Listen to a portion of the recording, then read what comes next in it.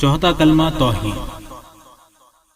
لا إله إلا الله وحده لا شريك له له الملك وله الحمد يحيي ويميت وهو حي لا يموت أبدا أبدا ذو الجلال والإكرام بيده الخير وهو على كل شيء قدير۔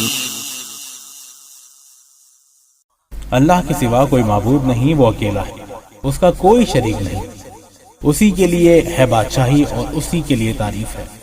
وہی زندہ کرتا ہے اور مارتا ہے، اور وہ زندہ ہے، اس کو ہرگز کبھی موت نہیں آئی، بڑے جلال اور بزرگی والا ہے، ہاتھ میں بھلائی ہے اور وہ ہر چیز پر قادر ہے۔